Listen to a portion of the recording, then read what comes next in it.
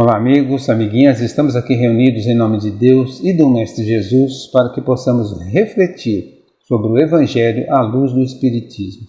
Deus abençoe a todos e que a paz de Jesus nos envolva. Para o nosso Evangelho dominical, Evangelho de Jesus segundo o Espiritismo, estamos no capítulo 18. Muitos os chamados, poucos os escolhidos. E vamos lá nos itens 3, 4 e 5. A porta estreita. Item 3. Entrai pela porta estreita, porque a larga é a porta da perdição e espaçoso o caminho que a ela conduz. E muitos são os que por ela entram. Quão pequena é a porta da vida, quão apertado o caminho que a ela conduz, e quão poucos a encontram. Isso está lá em Mateus, capítulo 7, nos itens 13 e 14. Então, em que consiste a porta estreita e a porta larga referida nesse texto? A porta estreita simboliza a difícil caminhada do espírito em busca da luz. A porta larga, o roteiro fácil do espírito pelo caminho do erro e da perdição. A porta estreita revela o acerto espiritual que nos permite marchar na senda evolutiva com o justo aproveitamento das horas.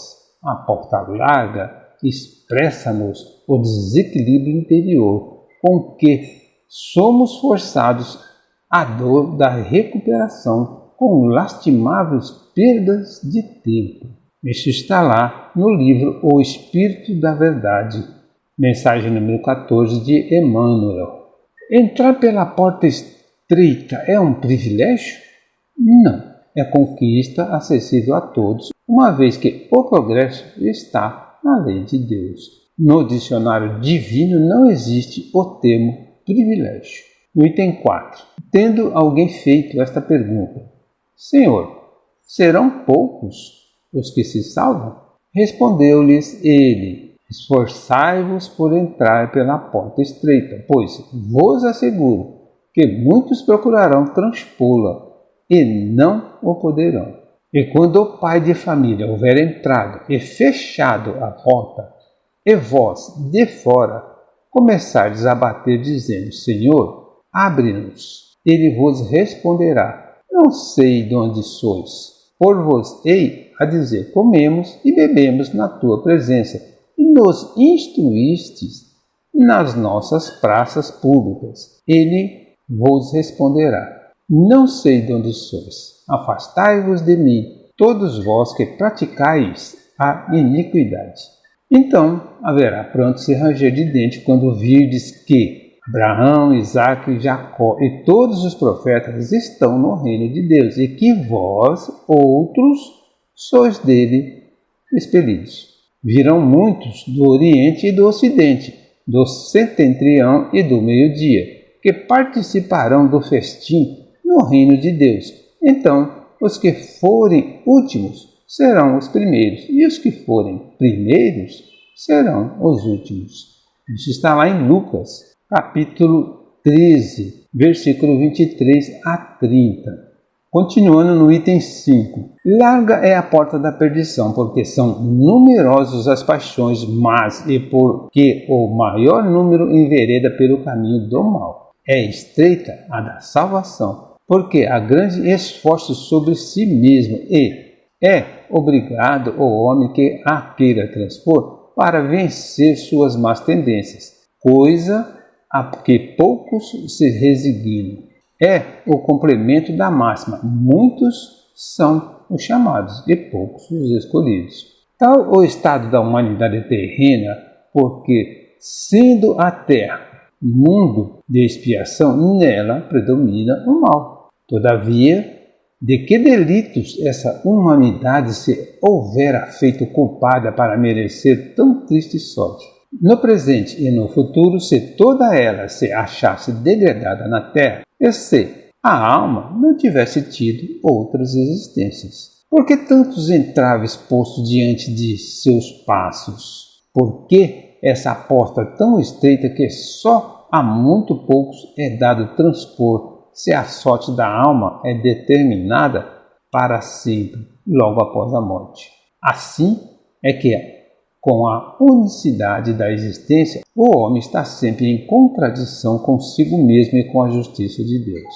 Com a anterioridade da alma e a pluralidade dos mundos, o horizonte se alarga, faz luz sobre os pontos mais obscuros da fé. O presente e o futuro tornam-se solidários com o passado, e só então se pode compreender toda a profundeza, toda a verdade e toda a sabedoria das máximas do Cristo. Por que é larga a porta da perdição e estreita a da salvação? Porta larga, entrada na ilusão, saída pelo reajuste. Porta estreita, saída pelo erro, entrada na renovação. Isso quem diz é Emmanuel, lá no livro O Espírito da Verdade. Por que a maioria prefere o caminho da porta larga se é o da restrita que salva? Não se trata propriamente de uma preferência, mas de uma predisposição do homem em perambular pelas veredas do erro, em face do estágio evolutivo em que se encontra a humanidade hoje na Terra.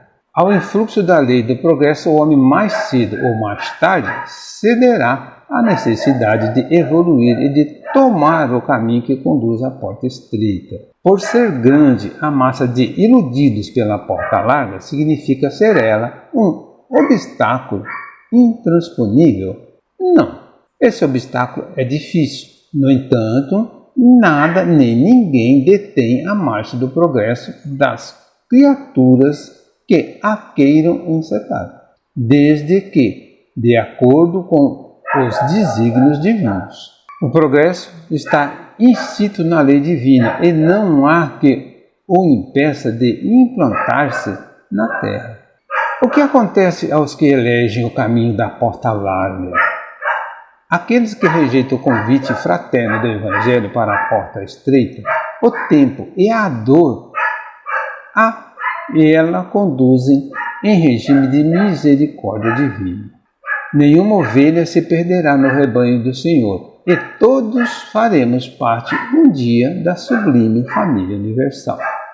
Será sempre estreita a porta da salvação? Não.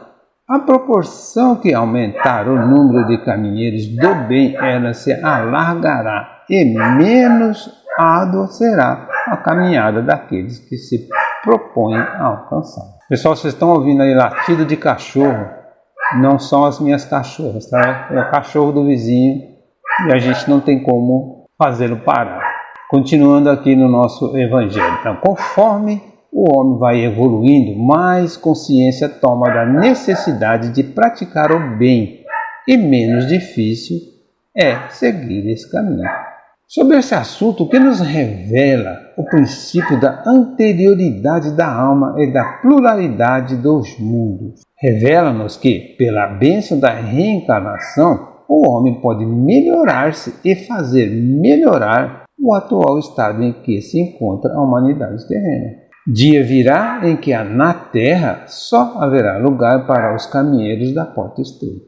Conclusão: a porta estreita é o único caminho que nos levará todos a Deus. Quando rejeitamos o convite fraterno para a porta estreita, o tempo e a dor a ela nos conduzirão em regime de misericórdia divina. Encerramos aqui mais uma parte do capítulo 18. Muitos os chamados, poucos os escolhidos. Senhor meu Deus e meu Pai, eu te agradeço por tudo o que tens feito em minha vida, pela alegria de viver, por minha família, pelos meus amigos, pelo ar que respiro e pelos dons que me deste. Um bom domingo a todos e Jesus nos abençoe sempre.